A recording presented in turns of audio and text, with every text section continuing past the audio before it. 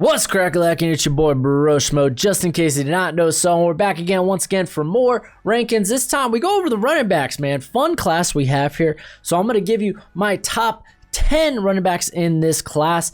And if you are a Bro Scout tier member, you will get my full running back rankings list. I'll be having a seven round mock draft out next week. So it's going to be pretty dope. As well as my, or at least my like top maybe 100, top 200 guys on my big board. So expect that next week. It's going to be pretty dope. But let's go ahead. Let's dive in. But of course, become a bro and subscribe. Leave a thumbs up if you enjoy the content.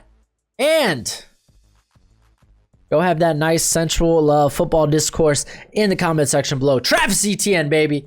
He's my number one, man. I've loved this guy since 2020. He was my top back in 2020, decided to return, don't know why, but he's still going to be my top back here. I think it's a lot closer with Najee Harris and Javonte Williams, but Etienne, man, his just game-breaking ability, I think, makes him just a notch above those other two guys. He's a big play waiting to happen, literally home run threat, lightning in a bottle. He became more of a threat in 2019 in the passing game, and that continued into 2020. Over those two seasons, he has 85 receptions for over 1,000 yards, 6 touchdowns with 25 missed tackles on that. Gotta love it. Great burst. And he takes contact actually fairly well. 216 forced missed tackles throughout his career. If you really want to kind of maybe nitpick things about his game, he can get a bit bouncy in the backfield, more east to west than north to south. And this season, I don't think he didn't really see a ton of carries this season. So you might wonder, is he going to be a 20 carry type of guy, 20 touch guy in the NFL? But I think as the NFL, as it's gone along the past few seasons, I think it's kind of irrelevant having those 20 plus carry guys, you know. I think that kind of matters less in the NFL. You just want these prospects, these players with game breaking ability, and that's exactly what Travis Etienne is, man. Love that guy. Javonte Williams out of North Carolina is my next prospect, and I know a lot of people love Najee Harris, and he's close, man. I mean, with Williams, Etienne, and Harris, I feel like you're kind of like, whatever you like about those backs, you're going to kind of have that guy at 1. So I don't really disagree if you have someone higher than the others. But this is my rankings. This is my opinion. I got Williams at 2. Ideal size. Tremendous just balance, man. This guy at 5'10", 220. That size just translates exceptionally well in the NFL. He had 75 forced missed tackles this year, which was the most in 2020, and he had 56 the year prior. He's just phenomenal. He's got special tackle breaking ability. You could go check that Miami game, and I'm a Hurricanes fan, and I loved watching that game. He had the mini Beastquake moment, and I'm probably gonna play it here, but if you want to worry about, if you want to maybe look at a few of his cons, I guess, you may question his launch speed. I mean, it's not ETN, but who is? I think he's fine in that regard. And he was used in the passing game, but I don't think he really has any ball skills. This guy, he's probably out of the 3, the best pure running back. And I know a lot of y'all Najee Harris fans are like, that's ridiculous. Well, let's talk about Najee Harris, my number 3 then. Because Najee Harris, man, he's a special prospect in his own right. He's got, for a big back, with his type of receiving skills, is insane. He had 33 missed tackles on 70 receptions throughout his career, which is wild. Pretty big catch radius. I mean, he's got highlight catches and then run after catches on his film. I'm probably going to play those for you as well. He's just phenomenal from a receiving aspect for a guy his size. And speaking of his size and strength, it'll translate to production in the NFL. I don't argue that. And I think when it comes to Harris, Etienne, and Williams, A lot of people will probably look at the production and be like, well, and I bet you Harris will probably be the most productive for the first couple of years. But I think that'll probably boil down to opportunity. I think he's going to get a lot more opportunities than guys like Williams or Etienne. But that's just my take on it. So this is why I would say that Williams has proved he's a better pure running back than Harris. Harris, he's not going to break off the big run. He only has 25 carries for 20 plus yards throughout his whole career. He's always been playing behind an elite offensive line, and he's always almost untouched going to or past the line of scrimmage. And this is what kind of this was the stat that really got to me, you know. He averages 3.26 yards after contact. That's lower than any of the running backs in my top 10. Javonte Williams was averaging clear over 4 yards after contact. Actually, a lot of the guys on my top 10, they're if like around or slightly below 4 yards after contact, while Najee Harris is sitting here at 3.2. That's why I got him at 3, because I still think he's special, don't get me wrong, but I think there's some elements where it's like, okay, maybe these guys are a bit more intriguing in that regard. But still, nonetheless, man, Harris is a phenomenal prospect. By no means am I beating it down. I still got a second round grade on him. And if y'all know me, I'm not that high. I don't see a lot of value in running backs, at least in the first round. So these second round grades, like, these guys are the clear, like, top tier in their position. Number 4, Michael Carter at North Carolina State. Javonte Williams, running mate there, man. For a guy that's 5'7", 202, he does not shy away from contact. He is willing to lay the shoulder down and hit you with the boom. Just ask Michael Carter from Duke. No relation, by the way.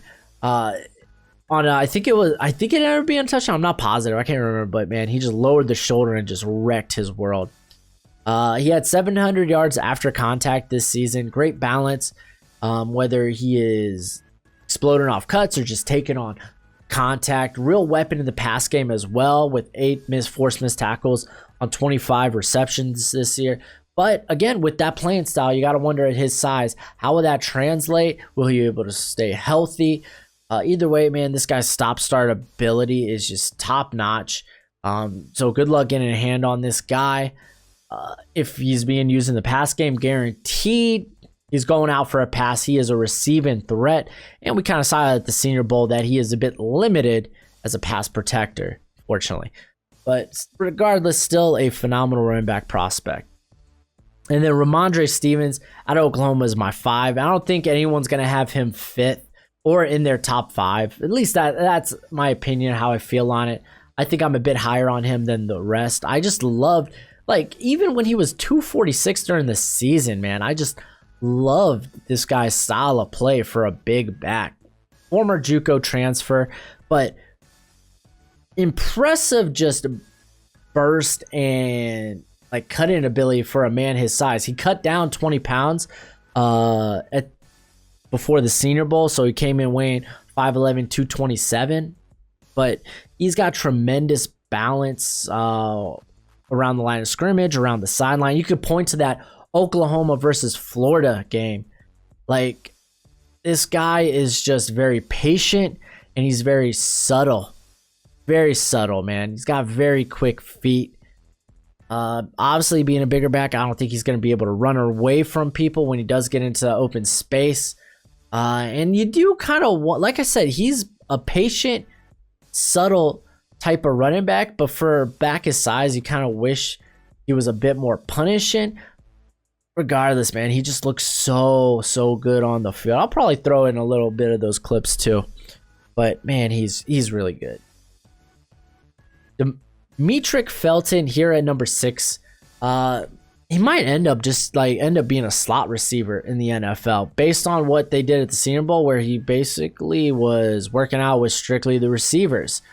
And he looked pretty darn good in one-on-one drills versus DBs. He had a 62% win rate, which was among the highest for the position. He's great speed and quickness. I mean, he's going to be a deadly slot weapon. And you saw that in the Senior Bowl game, man, on his touchdown. High-level route running.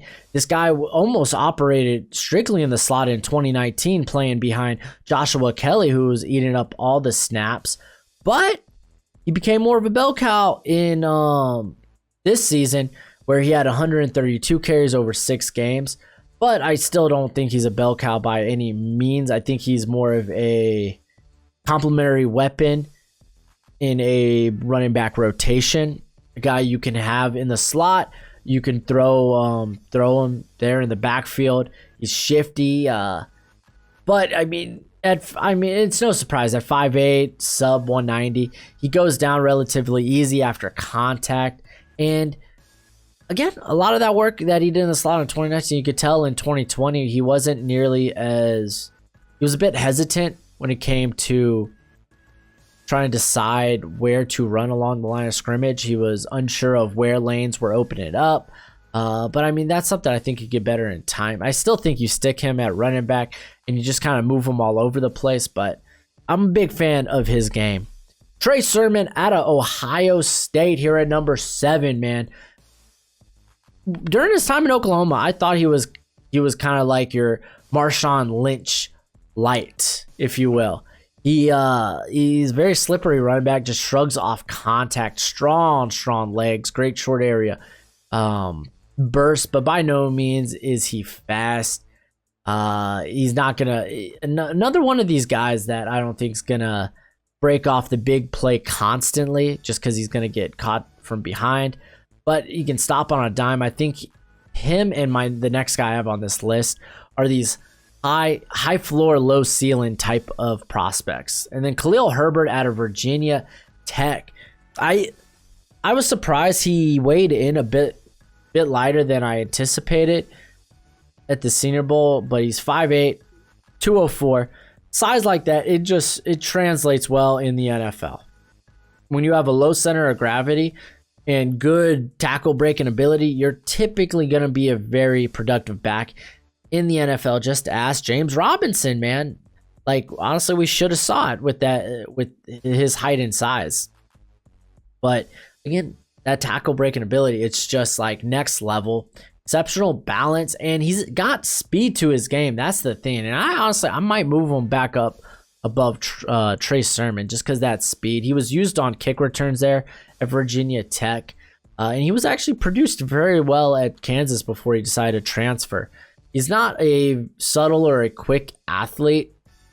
He won't be cutting on a dime, you know. If he's moving one way, he's moving one way, and he's gonna just try to be the unstoppable force there. Being there at Virginia Tech, he didn't play there. It's a run heavy scheme.